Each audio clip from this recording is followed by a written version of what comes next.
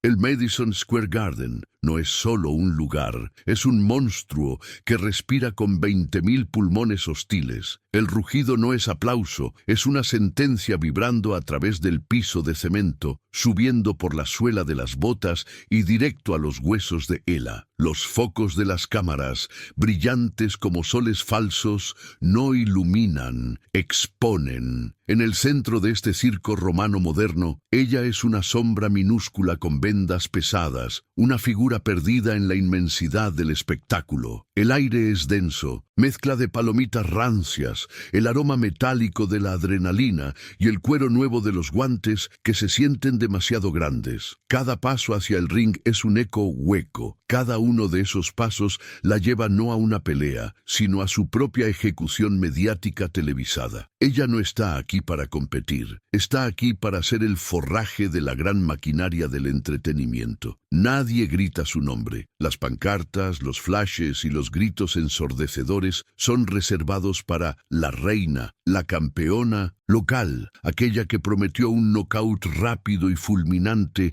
antes del segundo asalto. Ella, la otra, la que viene del sur, es solo un asterisco olvidado en el programa, la figura de relleno que garantiza un buen fondo para la postal del triunfo. Sus guantes, por alguna razón, se sienten como bloques de plomo, no por el peso físico, sino por la carga de 130 millones de corazones que observan la televisión esperando un milagro que no llegará. El miedo no es una punzada, es un frío paralizante que le sube por la espina dorsal. Solo 1 minuto y medio la separa del primer campanazo. 90 segundos que se estiran como siglos de inseguridad, mientras el anunciador, con voz de trueno, glorifica cada minúsculo logro de su oponente. El tiempo se ha vuelto irremediablemente el enemigo, y entonces aparece la rival. No camina, desfila, bañada en una luz cenital que parece diseñada por Hollywood para coronarla desde el principio. El cinturón dorado que ciñe su cintura atrapa cada rayo de luz, brillando con una insolencia ofensiva que hiere la vista. El público se levanta de sus asientos como una marea. El rugido sube a un tono de histeria tribal. El rostro de la campeona es una máscara de arrogancia pura, un gesto de burla que no necesitaba ser verbalizado,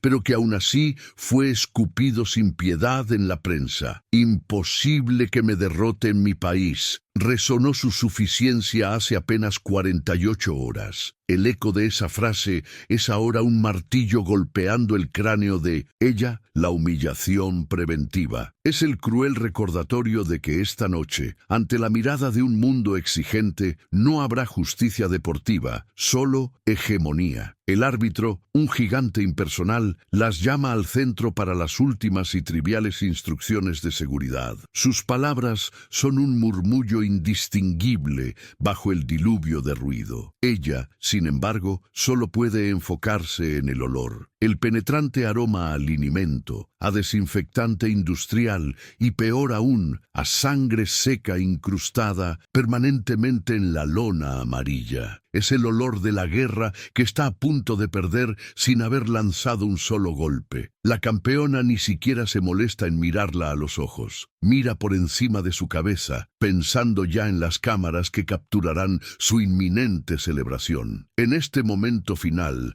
bajo el peso de la expectativa global, el único sonido claro que queda es el de su propia respiración superficial y acelerada. Ya es demasiado tarde, no hay escape. El tiempo de la preparación ha terminado. Ahora solo queda el tiempo de la absoluta supervivencia. La luz verde del cronómetro parpadea, marcando el inicio del fin. El sonido del gong se ahoga casi inmediatamente por la resurrección violenta de la multitud. Es un rugido diferente al de las peleas previas. Es un sonido de propiedad, de soberanía arrogante sobre el destino de la noche. La atmósfera huele a victoria anticipada, a dinero apostado sin riesgo, a un destino ya escrito y sellado en dólares. En medio de ese clamor, la voz engolada del narrador principal, un hombre que no ha sudado un día de trabajo honesto en su vida, se convierte en el martillo que golpea el yunque de la esperanza mexicana. Sus palabras no son un reporte neutral, sino una sentencia dictada con aires de superioridad. El presentador de la velada no se molesta en ocultar su burla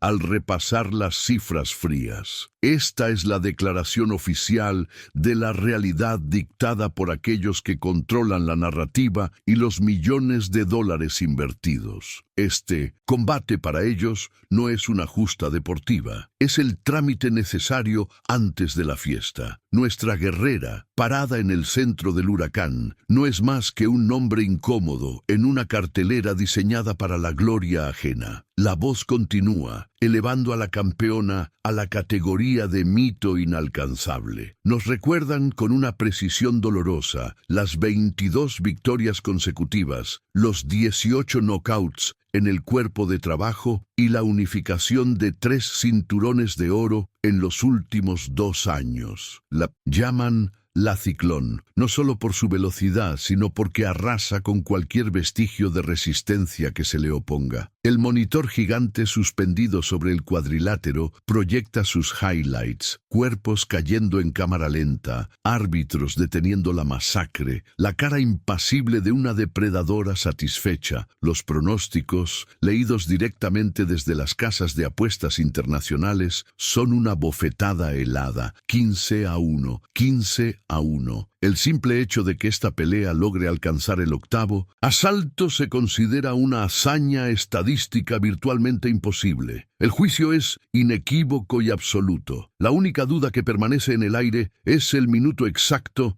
en que cesará la humillación del desafío. Cada estadística mencionada por el locutor es un eslabón en la cadena que ya ata los tobillos de nuestra peleadora a la lona. Y entonces, con un tono condescendiente que casi se disculpa por tener que mencionarla, el narrador pasa a la esquina opuesta, a la sombra de la luz principal. La aspirante, la llaman, sin molestarse en pronunciar su apellido de 3 sílabas con respeto o entonación adecuada. Repasan sus peleas en gimnasios polvorientos de provincia, sus victorias contra oponentes que nadie en esta arena ha oído nombrar, y lo hacen con la cadencia de quien lee la letra pequeña de un contrato fraudulento. Es un currículum ligero contra una enciclopedia de éxitos. La cámara hace un barrido rápido sobre el rostro de la mexicana, sin tatuajes llamativos, sin la opulencia de la bata de seda que viste la campeona, solo el vendaje pulcro y una mirada que el mundo confunde con miedo, pero que es la combustión interna de una rabia helada. Ella sabe, hasta la médula de sus huesos, que su presencia aquí no es por mérito deportivo, sino por conveniencia del promotor. Un color local, desechable para legitimar la victoria esperada de la estrella. El narrador decide cerrar su presentación con la estocada final, aquella que resonó en los noticieros deportivos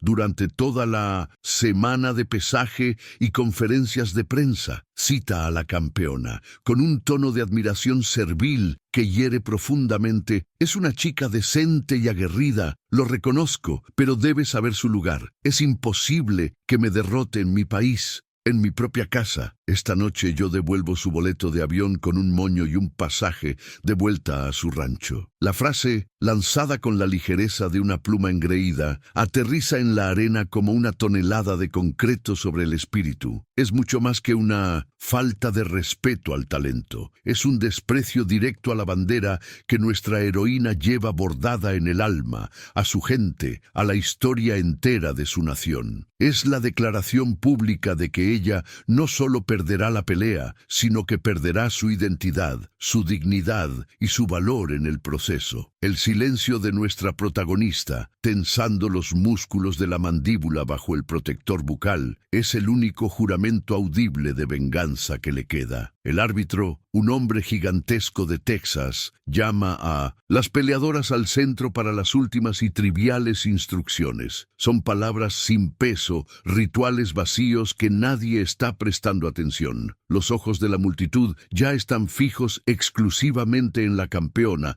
en su sonrisa fría, su confianza absoluta y su arrogancia calculada. Nadie mira realmente a la mexicana, que es ahora una figura solitaria bajo el foco blanco, una mancha oscura en la periferia de la historia. Se escucha el murmullo de los expertos de televisión. La posibilidad de una detención temprana es alta. No quieren que la Ciclón se desgaste en una exhibición innecesaria de poder. Es la humillación final y total. Ni siquiera se la considera digna de pelear 12 asaltos completos. Ella regresa a su esquina. El aire se vuelve denso y pesado, cargado con el olor agridulce de linimento y fatalidad. El juez de la campana levanta su brazo con el martillo de madera sobre el gong. El mundo se detiene por medio segundo antes de la colisión. El juez de la campana levanta su brazo con el martillo de madera sobre el gong. El mundo se detiene por medio segundo antes de la colisión, pero la colisión no llega. En ese microsegundo eterno, el ruido de la arena se filtra y se distorsiona en su mente, transformándose en un coro espectral de duda. Ella siente el frío del metal del taburete bajo sus muslos, el sudor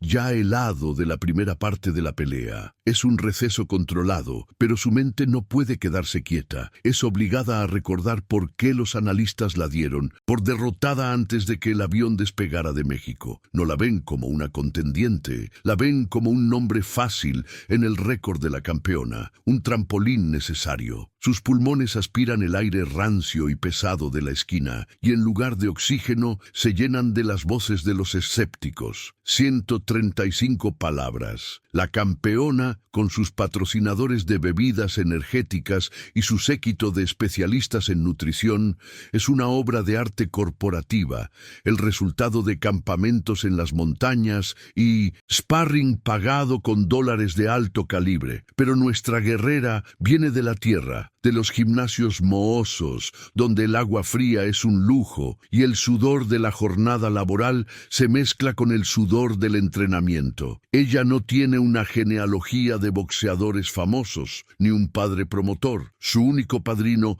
es el dolor y su única mecenas, la desesperación por llevar un plato de frijoles a casa. La disparidad en recursos no es un detalle, es un abismo que, según las estadísticas, debería haberle impedido incluso subirse a este cuadrilátero bajo las luces de neón y los gritos de la multitud hostil. 142 palabras. La prensa deportiva, que solo la descubrió 2 meses antes de esta pelea, se burlaba de su historial de peleas regionales. Récord inflado, decían. Ha vencido a costureras, no a boxeadoras. Admitían que tenía corazón y un derechazo inesperado, pero la señalaban como una peleadora tardía, sin la técnica depurada que solo se consigue en la alta competencia juvenil. Su estilo era explosivo, sí, pero inconsistente, fácil de descifrar por una campeona tan pulida. En el análisis frío, ella no tenía las millas de élite, la experiencia probada contra las sombras pesadas. Su presencia en la cartelera era vista como un acto de caridad del promotor para vender boletos,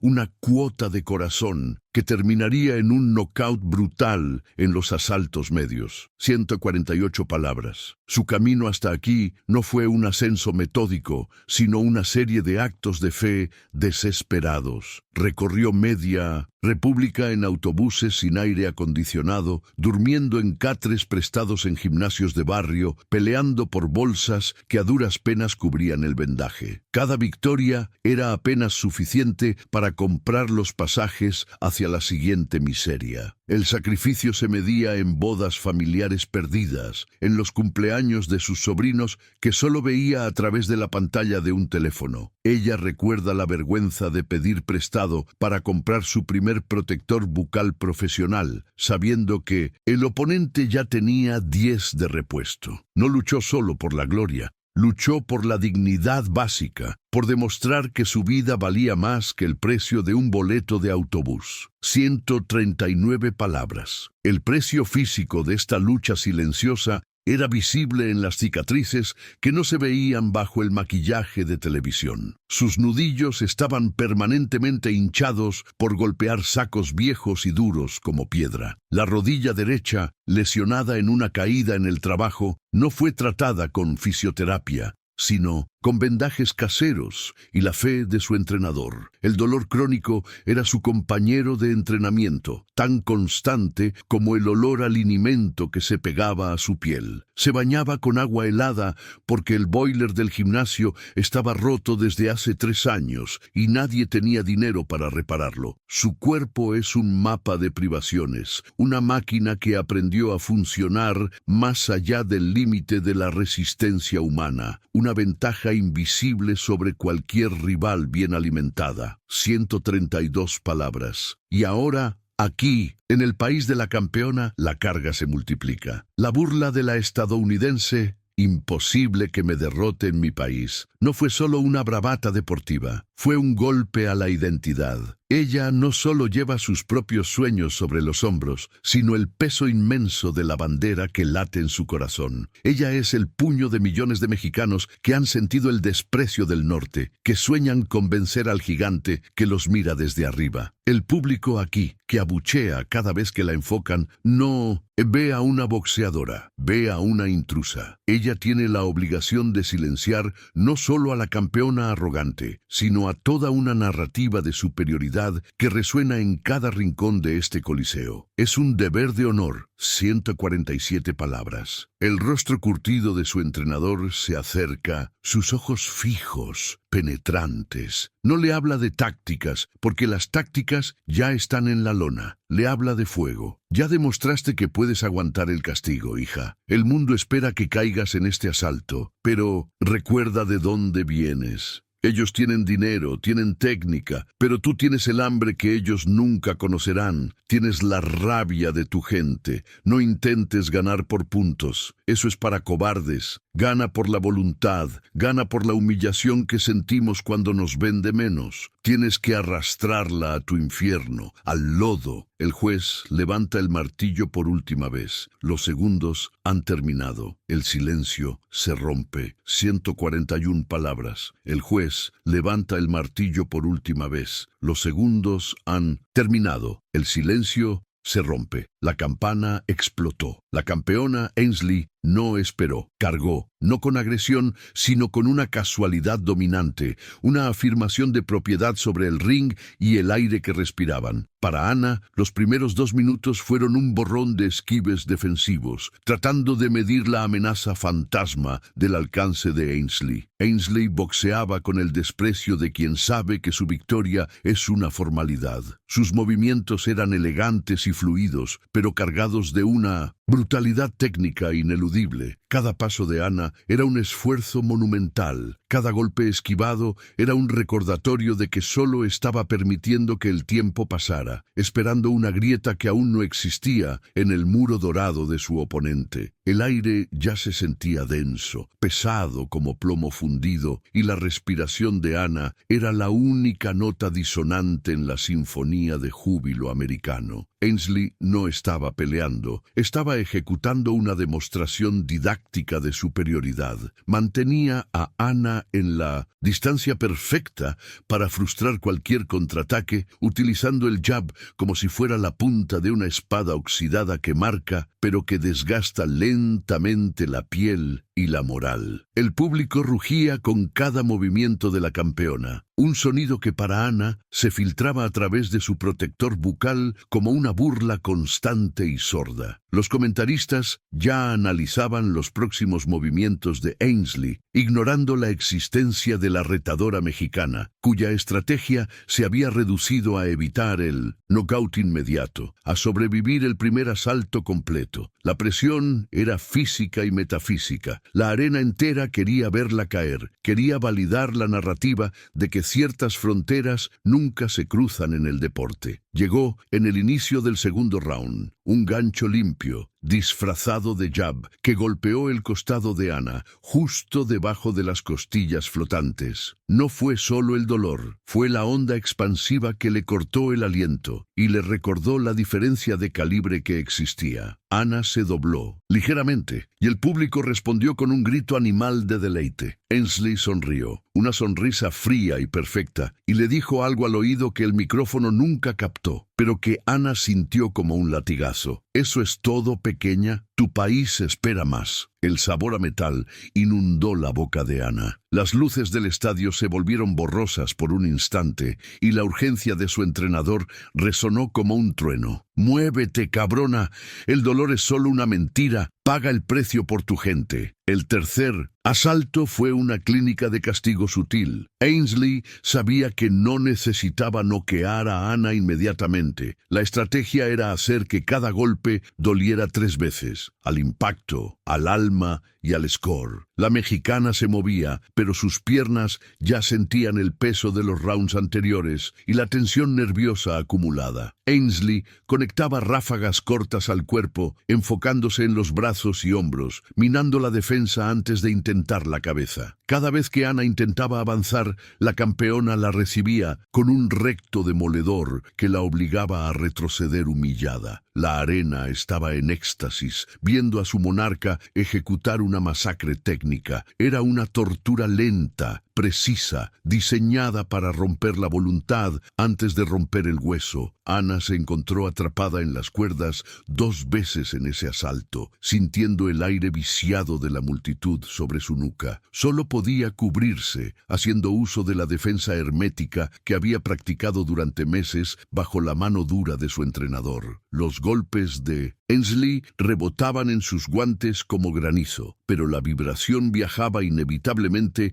a través de sus huesos hasta el cerebro. Ainsley, frustrada por la resistencia pasiva, comenzó a mover la cabeza burlonamente después de cada ráfaga fallida, preguntando con gestos si eso era todo lo que la famosa furia latina podía ofrecer en su casa. Ana, con la vista fija en el suelo del ring, sabía que no era el momento de la respuesta. Era el momento de la absorción, de guardar cada humillación, cada insulto silencioso, para devolverlo multiplicado al final. Al sonar la campana para el 4º round, Ana se arrastró de su esquina. El sudor ya no era solo agua, era una mezcla espesa de adrenalina gastada y miedo contenido. Sus músculos gritaban por oxígeno, pero su mente se negaba a ceder. La narrativa de la invisibilidad era ahora un peso tangible. Nadie la veía como una competidora real. Era un accesorio en la coronación de Ainsley, un mero punto de referencia. Escuchó un grito desde la tribuna. «Regresa a la cocina, perdedora». La grosería la golpeó más fuerte que cualquier puño, porque encapsulaba el prejuicio que había intentado silenciar toda su vida. Se puso el protector bucal,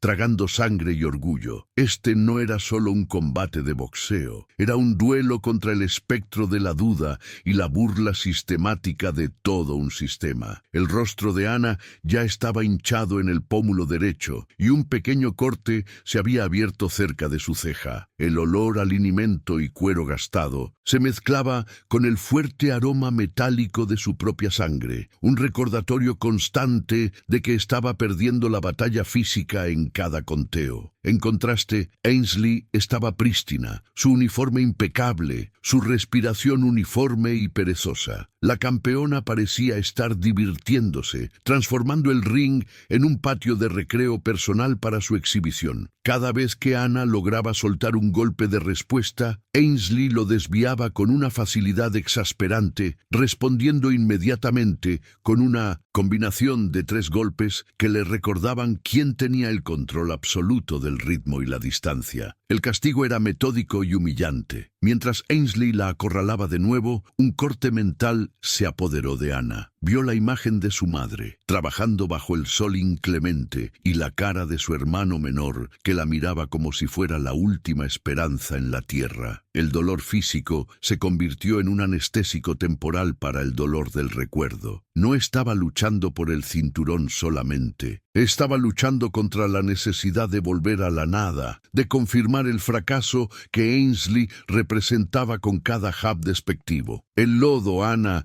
tienes que sentir el lodo para usarlo», resonó la voz de su entrenador en su subconsciente. Decidió que si iba a caer, no caería de rodillas. Caería arrastrando a su oponente a la misma oscuridad de donde ella venía. El quinto round comenzó con un cambio repentino e instintivo en la estrategia de Ana. Un intento desesperado por el poder. Olvidando momentáneamente la defensa, se lanzó con un volado de derecha, la potencia bruta que había guardado desde el primer asalto. Ainsley, sin embargo, vio el movimiento venir desde el momento en que los pies de Ana se despegaron de la lona con lentitud. Un simple pivote y el golpe falló por completo, dejando a Ana totalmente expuesta y balanceándose. Ainsley la castigó instantáneamente con un uppercut rápido que hizo sonar su protector bucal. El intento de ataque se había convertido en el error más caro de la noche. Ana retrocedió tambaleándose, sintiendo el suelo inestable bajo sus pies, el cuerpo traicionándola bajo el peso de la paliza. Ana pasó los últimos 30 segundos del round, pegada a las cuerdas, aguantando una lluvia de golpes dirigidos a sus flancos y su cabeza. La árbitra se acercó, lista para detener la pelea por castigo excesivo, pero la voluntad pura de Ana, su negativa obstinada a caer, la mantuvo en pie. Cuando sonó la campana, Ana regresó a la esquina, con la nariz sangrando abundantemente y el oído zumbando con el grito de «¡Usa! ¡Usa!». Ainsley caminó hacia su esquina con una sonrisa radiante, levantando el puño al público. Ella sabía que había ganado los primeros 5 asaltos de manera categórica. Los números en las tarjetas eran una sentencia, 50-45 o 50-44. La mexicana estaba en un agujero profundo y la arena no le daría ni una pala para salir. El tiempo en la esquina era una tortura acelerada, los segundos disolviéndose en el olor a linimento, sangre fresca y sudor rancio. El entrenador, con las manos temblando de rabia contenida, le aplicaba una pomada fría en el arco de la ceja derecha, donde ya se formaba un pequeño hematoma. Susurros de estrategia se perdían ante el rugido del público, un bramido uniforme de decepción y celebración ajena. Ella apenas registraba los números de la pizarra que seguían proyectando la humillación. La campeona estadounidense había ganado cada round con autoridad indiscutible. La mexicana sintió el ardor en los pulmones, la pulsación en las costillas que le había fisurado la americana en el cuarto asalto, pero esa agonía física palidecía en comparación con el frío terror que se instalaba en la boca del estómago, un pánico que no era por la derrota deportiva, sino por la consecuencia inevitable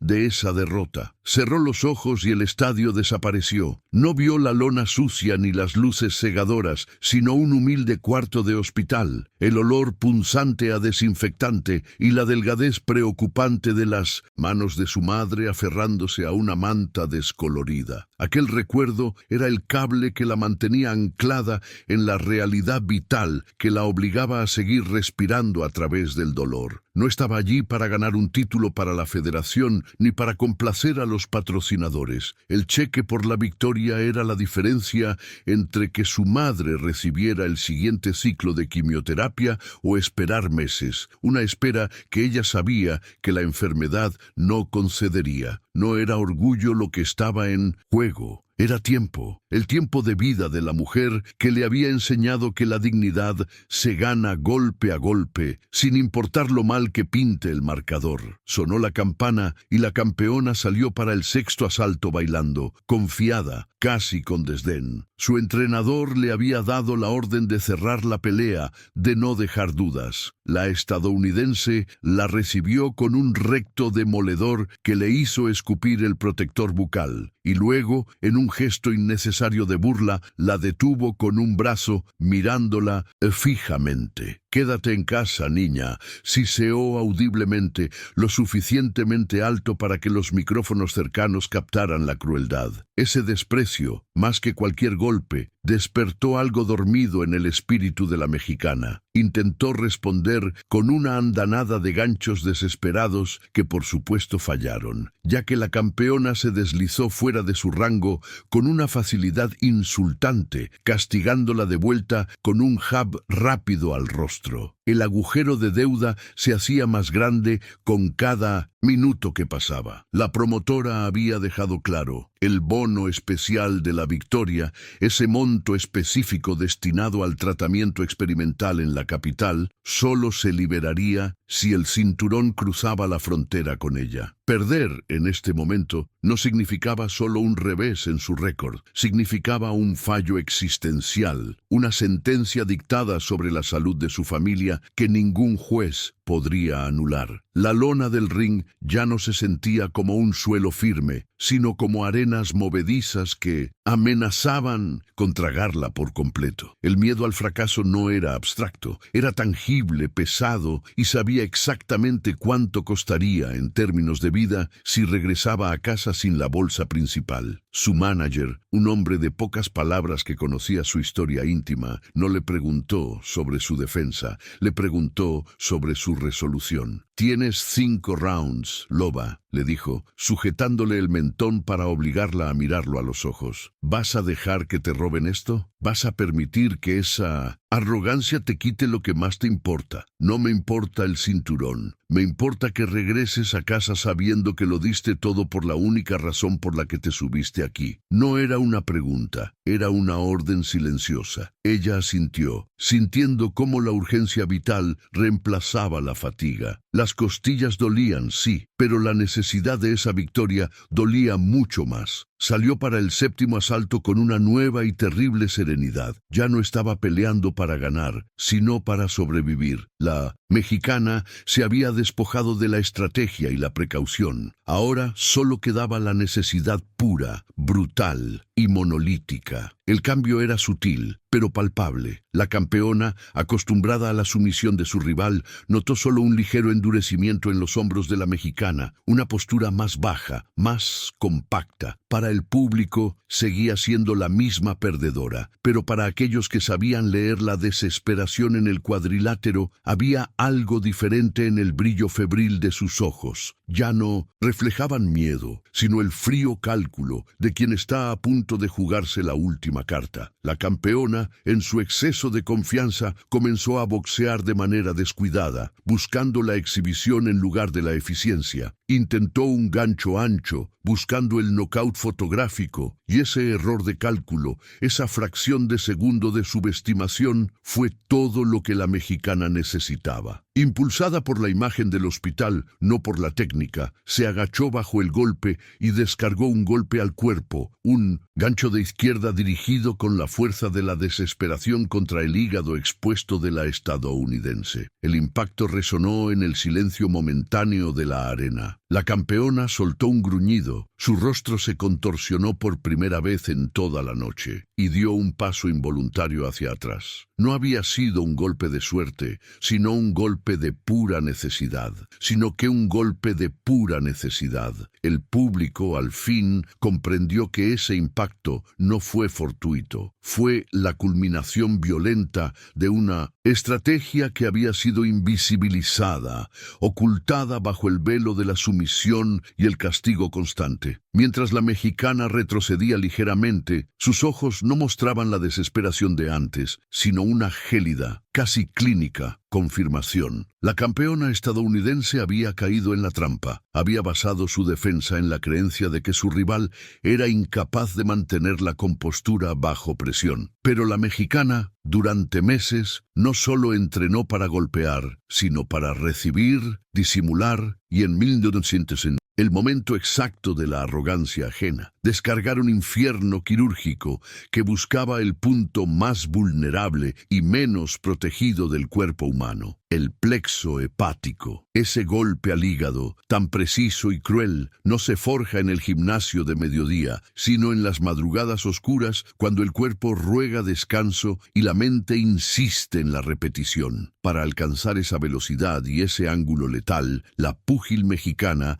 había tenido que duplicar su entrenamiento de resistencia, corriendo a la intemperie en el frío de la sierra, sintiendo el ácido láctico quemar los músculos mucho antes del amanecer. Había practicado la finta de distracción, la inclinación de cintura milimétrica, que permitía el espacio para ese gancho corto y devastador. Cada gramo de esa potencia venía del sacrificio de comidas, de horas lejos de su familia, de la decisión consciente de convertir su cuerpo en una máquina capaz de absorber 10 golpes, si eso significaba la oportunidad de soltar ese único, perfecto, 1/10 impacto. Los análisis de video que el equipo de la mexicana había realizado eran obsesivos. La campeona, al sentirse superior en las rondas avanzadas, tendía a levantar 1 centímetro su codo derecho al preparar el jab pesado, exponiendo justo el nervio que conduce al centro del dolor.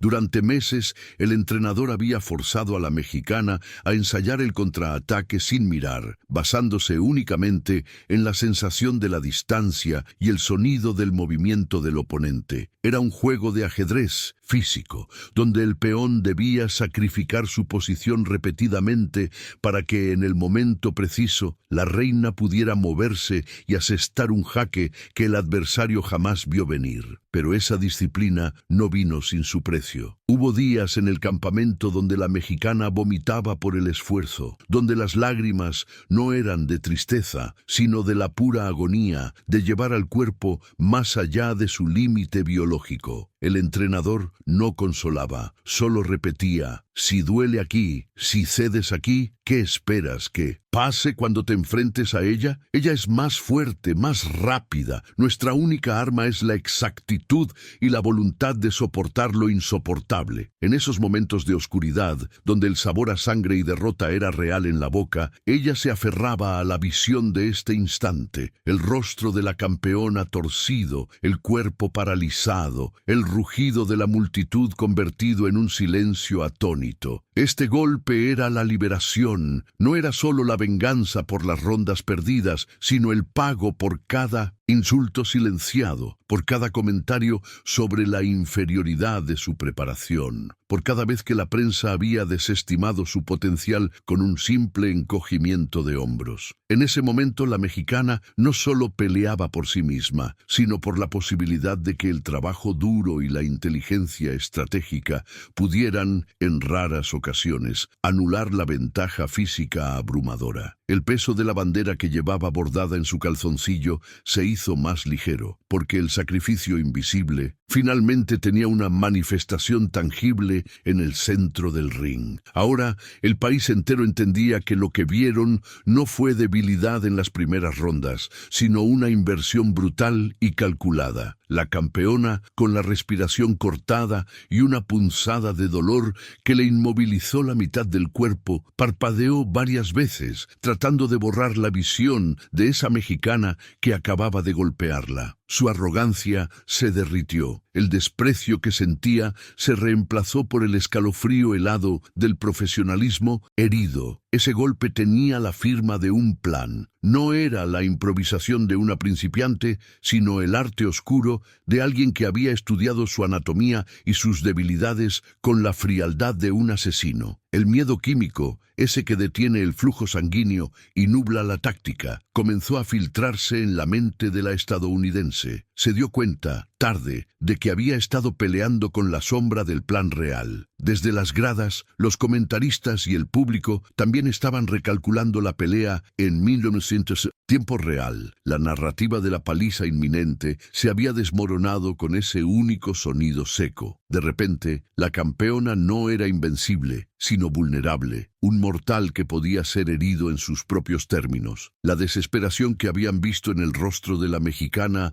hace solo un minuto se había transformado en un enfoque depredador, un entendimiento de que el campo de batalla acababa de cambiar. La pregunta ya no era si la mexicana podía sobrevivir, sino si la campeona estadounidense podría recuperarse de un ataque psicológico y físico que había estado cocinándose en secreto desde el primer día de entrenamiento. La nariz de la mexicana, adolorida y congestionada, captó un aroma metálico familiar. Sangre, sí, pero mezclada con el pánico frío que ahora emanaba de su oponente. El aire, denso y cargado con los gritos desesperados del público local, se sentía como alambre de púas en los pulmones. En ese instante fugaz, entre el tañido ensordecedor de la campana y el pitido agudo, en sus oídos, la mexicana no escuchó a su entrenador ni a los vítores, solo escuchó la voz ancestral, la misma que la había despertado a las 5 a.m. durante años, gritando una orden sencilla y brutal: ahora o nunca, muere de pie. Ya no había plan B. El guión de la pelea se había quemado, el cálculo de la supervivencia había fallado, solo quedaba la fe ciega en la demolición total, la elección irreversible de convertirse en verdugo. Regresó a su esquina solo por la formalidad, pero sus ojos estaban fijos en la campeona, no en su entrenador. El hombre le gritaba algo sobre la defensa lateral, sobre mantener el jab y no caer en la provocación. Eran palabras huecas, ecos de un plan muerto. Ella asintió, mintiendo, mientras sentía cómo la adrenalina limpiaba el miedo de su sistema. Sabía que si seguía las instrucciones, si jugaba al cálculo técnico, perdería por decisión. En este país, frente a este público y ante esta arrogancia, la victoria requería el sacrificio total, un intercambio sin garantías, donde ambos saldrían rotos. Era el momento de vender el alma al diablo por el único golpe que el destino había reservado. Antes de que el entrenador terminara la frase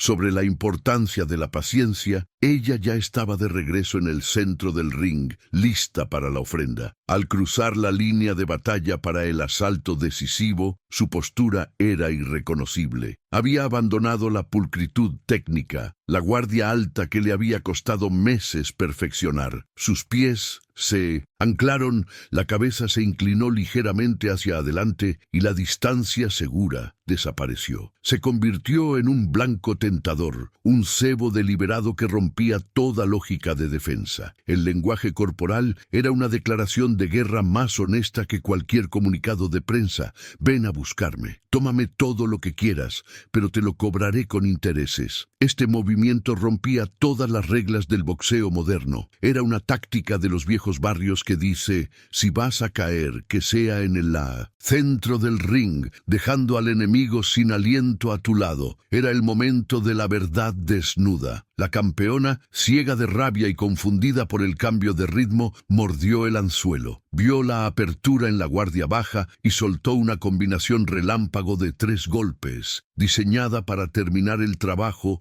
que había empezado en los asaltos iniciales. La mexicana se inclinó apenas, permitiendo que el golpe de gancho rozara el cuero de su oreja izquierda, una maniobra que rozaba el suicidio y que le abrió un corte menor cerca de la sien, pero ese milisegundo de esquiva letal fue todo lo que necesitó. Con el peso de su cuerpo inclinado hacia adelante, impulsó un derechazo cruzado y corto, no a la cabeza, sino directo al cuerpo, un golpe bajo y penetrante que buscaba el hígado, el centro neurálgico del dolor. Fue un crack seco que se sintió en las gradas, un sonido que era la detonación de la duda. La reacción de la estadounidense fue inmediata y devastadora. No fue un tambaleo heroico, fue un quiebre de máquina. Un sonido ahogado escapó de sus labios mientras su guardia se desmoronaba por un instante, un parpadeo de vulnerabilidad que la mexicana leyó como una sentencia. La arena, que había estado dividida en murmullos tensos, explotó en un rugido unificado,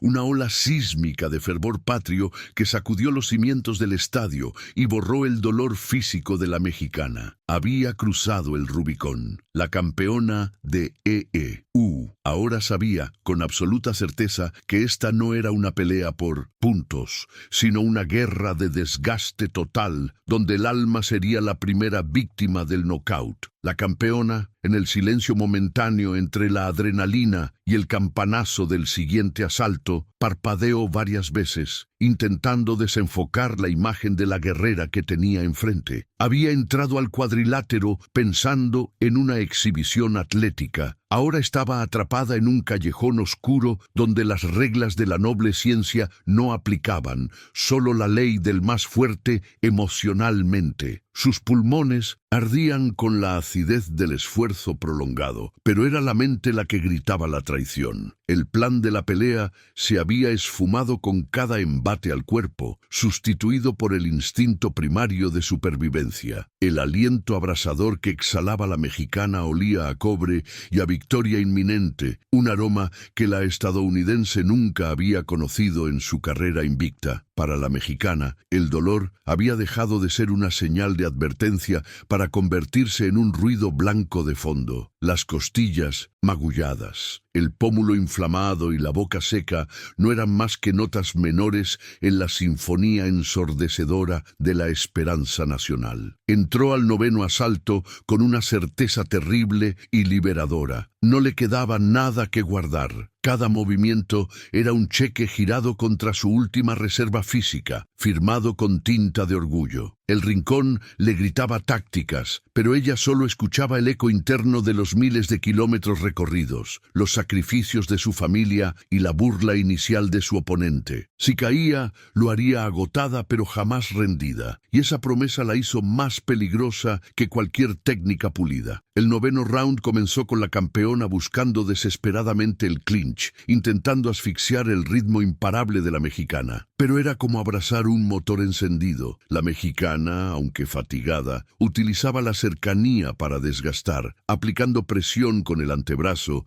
y castigando el interior de los guantes con golpes cortos y viscerales. El sonido hueco de los golpes de guante a guante se amplificaba en el silencio que ya no era de incredulidad, sino de pánico respetuoso en la arena local. El público estadounidense, adiestrado para la victoria fácil, ahora observaba hipnotizado y temeroso cómo su ídolo era desmantelado centímetro a centímetro, incapaz de sacudirse el yugo de la voluntad impuesta. Desde el rincón rojo, la confusión era palpable. El entrenador de la campeona gritaba órdenes contradictorias, una señal inequívoca de que el control de la pelea se había perdido y con él la estrategia. Era un equipo acostumbrado a la comodidad de la superioridad. Esta lucha en el barro no les resultaba familiar. Mientras tanto, el rincón mexicano operaba con la calma concentrada de quienes ya no tienen nada que perder,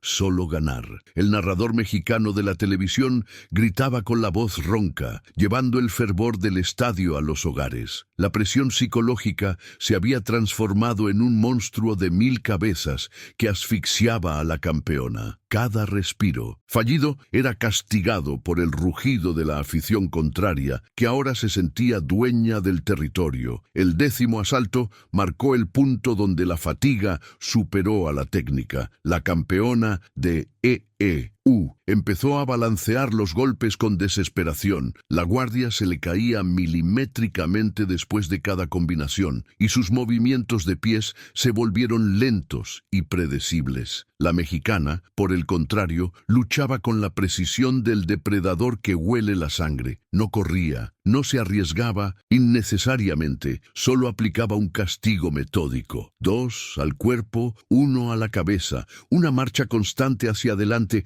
que eliminaba el espacio de escape de su oponente. La arrogancia del imposible que me derrote en mi país se había disuelto en sudor salado, dejando solo el terror de la humillación pública. A pesar de su dominio psicológico, el cuerpo de la mexicana operaba en números rojos. Al beber agua, sentía el sabor metálico de la sangre. Un corte cerca del labio le hacía escupir, carmesí en cada pausa. Los músculos de la espalda gritaban por el descanso, pero cuando su visión de túnel se enfocaba en la bandera mexicana que ondeaba en el primer asiento de su rincón, la mente reiniciaba el sistema. No era ella la que peleaba, era la historia. El aislamiento en el ring era total. No existía el mundo exterior, solo el blanco brillante del foco y la figura agotada que prometía su victoria. Era el esfuerzo más puro y solitario de su vida, un pacto sellado en dolor. La quiebra fue sutil, apenas un suspiro, pero la mexicana la vio. A mitad del 10º asalto, después de recibir una ráfaga limpia de 3 golpes al cuerpo que le robaron el aliento, la campeona retrocedió un paso de más, un paso sin propósito defensivo, solo de huida. Por una fracción de segundo, sus ojos, que antes irradiaban burla y confianza, revelaron una vulnerabilidad cruda, una pregunta de pánico. ¿Cómo detengo esto? La mexicana no necesitó responder, cargó hacia adelante. Esa duda fugaz fue la evidencia de que el muro mental de la campeona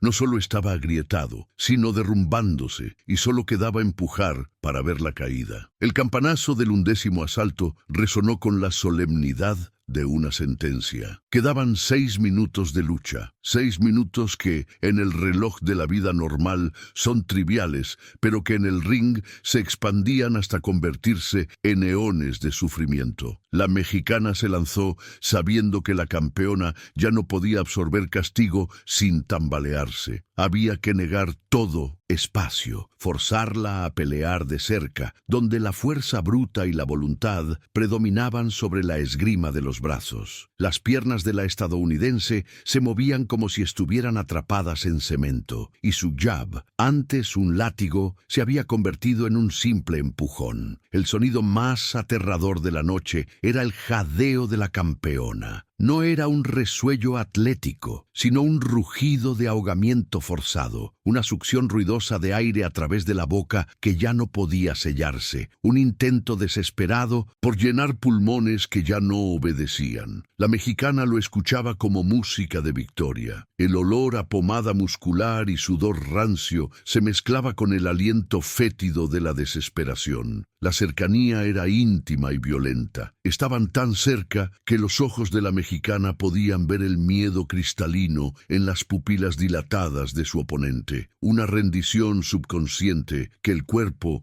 aún no quería aceptar. La estrategia de la mexicana en el 11 fue implacable: cerrar las salidas. Usó el ring como una celda, cortando todos los ángulos y obligando a la campeona a arrastrarse a lo largo de las cuerdas, un lugar de aislamiento y castigo. La acumulación de daño era evidente. Los golpes ya no rebotaban, sino que hundían. Un derechazo brutal al hígado hizo que la campeona doblara su cuerpo por un instante, y aunque se recuperó, la fisura se hizo visible para todos. El público en la arena se había levantado, no para animar, sino en una especie de mudo tributo a la guerra que presenciaban. El final del asalto 11 llegó como un huracán agotado. Ambas mujeres se tambalearon hacia sus respectivos rincones, bebiendo el aire como si fuera el último sorbo de vida. La mexicana se desplomó en el banquillo, pero en lugar de cerrar los ojos, los mantuvo fijos en el centro del ring. Exhaustión absoluta. Y entonces, el sonido, el campanazo final, ese que anuncia el 12º y definitivo asalto. 3 minutos. 3 minutos separaban la humillación de la gloria, y la mexicana se levantó con una reserva de energía que no era suya, sino de la nación entera. El 12º asalto comenzó con un rugido primario que desafió el protocolo del boxeo. La campeona de EEUU, confiada y con la estrategia marcada por la ventaja en las tarjetas, buscó el amarre rápido, la administración del tiempo, pero la mexicana no le concedió el aire. Ignorando el dolor punzante en las costillas y el ardor ciego de los ojos, se convirtió en una máquina sin cálculo, solo voluntad pura. Fue un giro de 180 grados. La defensa férrea desapareció, reemplazada por una ráfaga de golpes al cuerpo que buscaban colapsar el motor. La multitud se puso de pie, no gritando, sino aullando, sintiendo la desesperación del último aliento. A falta de 45 segundos, en un intercambio brutal en las cuerdas, la mexicana giró el hombro con un instinto que solo el hambre extrema conoce y preparó el castigo final. Lo que siguió fue un corte cinematográfico dentro de la brutalidad de la acción. La derecha de la mexicana, un Martillo forjado en años de olvido y sacrificio, viajó a través del aire denso del Madison Square Garden con una trayectoria perfecta. No fue un golpe estético, fue demoledor, impactando directamente en la mandíbula de la campeona,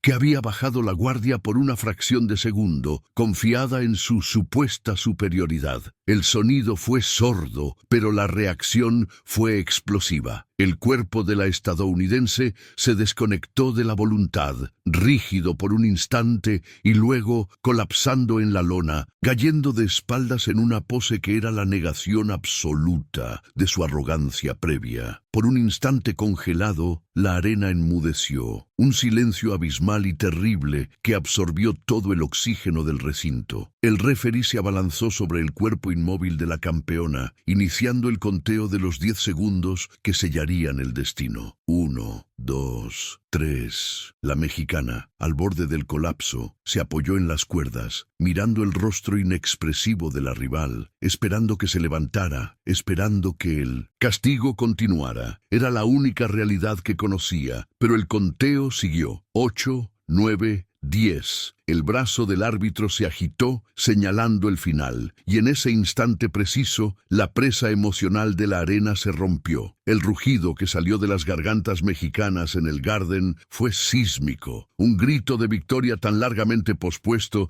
que se sintió como un ajuste de cuentas histórico. El juramento de imposible que me derrote en mi país se había roto. La leyenda, la burla, el desprecio, todo se había desvanecido en el eco de un solo golpe. La mexicana no solo había ganado la pelea, había reescrito la historia, y así el estruendo se apagó, dejando tras de sí un vacío sordo en el corazón de la arena. El silencio no era de derrota, sino de asimilación, el sonido brutal de un juramento quebrado. La campeona estadounidense, que había jurado invencibilidad, ya no era una diosa de guerra, sino una mujer arrodillada, enfrentando la realidad cruda de que el país que despreció la había visto caer. Para la mexicana, el rugido no era necesario. La victoria se convirtió en una carga silenciosa de responsabilidad y redención. No era un triunfo sobre una rival, sino sobre la sombra del imposible. Cruzó la frontera mental, llevándose consigo la certeza innegable